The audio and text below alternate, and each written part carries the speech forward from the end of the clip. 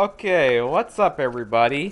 It's the Spanimation XB, and I'm going to show you my second part of my DVD and Blu Ray collection, and which this is the second part. If you haven't seen part 1, click on the link below in the description or on the annotations to watch that part first before seeing this. Well, anyways, let's get on with the video. The next one I have is Oliver and Company. Yep. One of my favorite Disney films, underrated Disney films, and my personal favorite actually, because I like how it goes. It's pretty much Disney's answer to Don Bluth's film, to the Don Bluth films. As somebody on Facebook told me that this felt more like a Don Bluth film more than the Disney film, but I like it because it's hilarious. You know, I like the Dodger and his gang. They're funny. And seeing Penny taking care of Oliver is so cute. How cute that is. And it also has one of my favorite voice actors of Don Bluth, and that's none other than Dom DeLuise as Fagin. Yep. And it was also the last Disney film to be made before, last regular Disney film to be made before The Little Mermaid.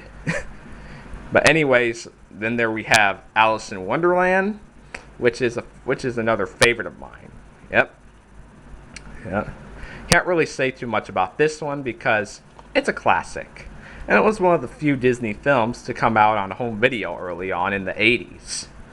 While the others were locked up in the vault and were only re-released, you know, in the big screen. Like, for example, Snow White, which I don't have, unfortunately, which I'll hopefully get. And this includes the Through the Mirror cartoon with Mickey, which is my personal favorite Mickey cartoon. Yep. I will say that the Mad Hatter is one of my favorite characters. No. He is a favorite of mine, along with the March Hare. Yeah. How much I like Alice in Wonderland. And then we have one film that I haven't checked out yet, but when I feel like it, I do, and that's The Little Rascals. It's the widescreen version of the film. It's a good thing I have this because of how I hate pan and scan. How I hate when movies are pan and scanned. You know? How much I hate that. But anyways, it's a good movie and it's funny. Though it's not the best film that Universal made, I like it. Yeah, it's hilarious. Seeing Alfalfa seeing Alfalfa doing a lot of funny situations. The big race was funny at the end. Yeah. I'm surprised that this film got bad reviews when it first came out. And speaking of bad movies, I hate to say this, but I like Rockdoodle. Because I heard bad things about this film, and I was shocked to hear that this film got bad reviews. But hey, I like it mostly for Chanticleer because he's pretty much an Elvis rooster who likes to sing a lot of who always sings a lot of Elvis songs. And yeah, the songs are not memorable, and the character Edmund can be annoying, but I can handle it because he's not really. I don't really hate him that much. And unfortunately, this is the full screen version of the film. I hate, I'm disappointed about it, but that's okay. Besides, it has all the animation in all the animation in the film are all done in full frame except for it's combining in with the live action parts. But I have seen the widescreen version on Netflix before last year, and it looked good. Only if I wish MGM would just bring it out on DVD or Blu-ray in widescreen already. So why can't they release that in widescreen yet? Widescreen, huh? They did it with Old Dogs Go to Heaven, Pebble and the Penguin, and The Secret of Nim, but why not this? Why not? But anyways, let's move on. Dr. Dolittle 2.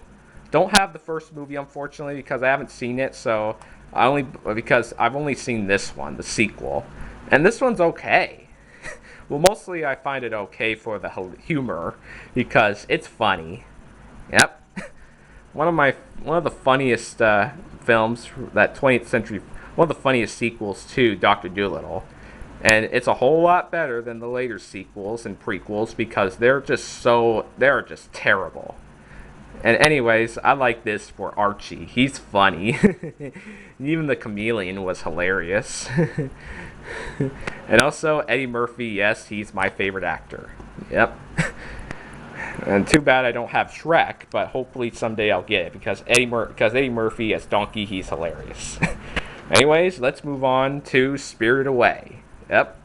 Which is the only Miyazaki film that I actually like because I've seen it in high school before, but only the first part of it, so I decided to get the DVD last year.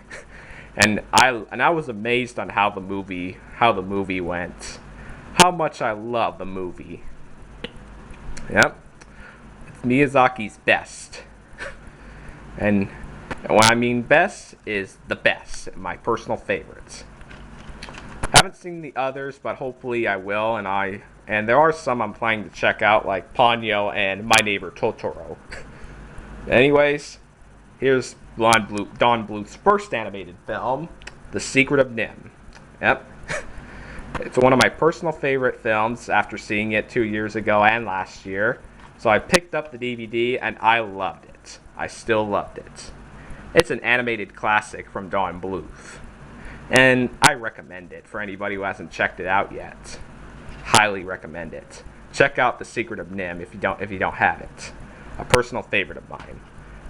And I like how it tries to be a Disney film, and it succeeds with all the animation. And speaking of Don Bluth, I have here the last one that Don Bluth made before he shut down his animation studio in 1996, and that's The Pebble and the Penguin, which was made a year before he shut down. Before Bluth shut down the studio in 1996.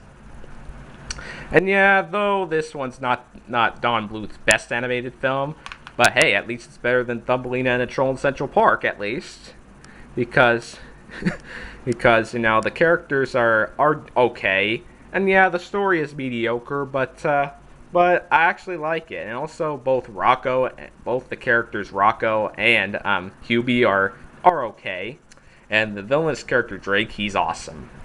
Yep. Yeah, that evil Drake who wants to marry Marina. Yeah, isn't he evil? But anyways, he kind of reminds me of Gaston a little bit, but not that much. Okay, let me get more of my DVDs and we'll continue on.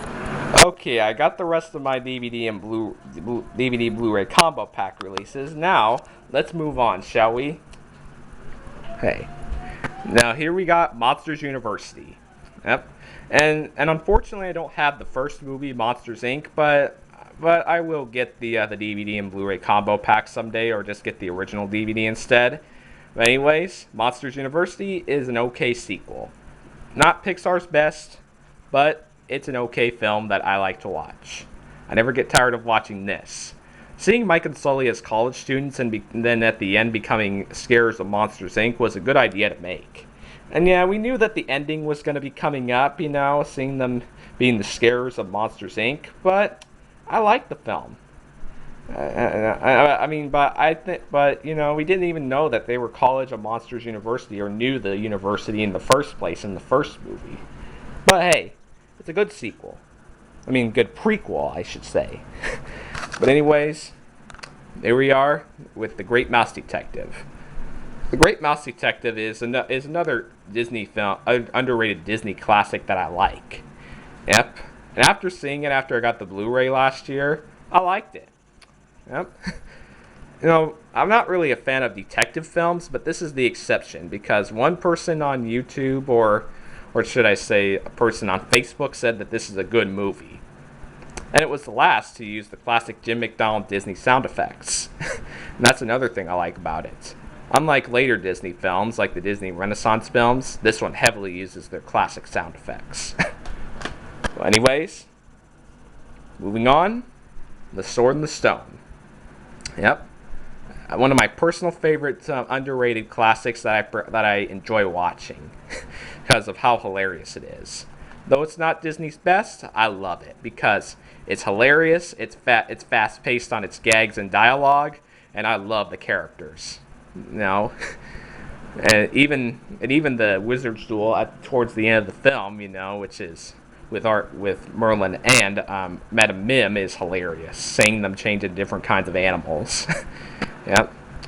How much I love this film. My personal favorite out of all the underrated Disney films I've seen.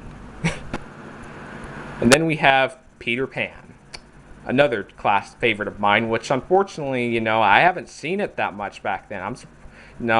Surprising that I haven't seen it that much.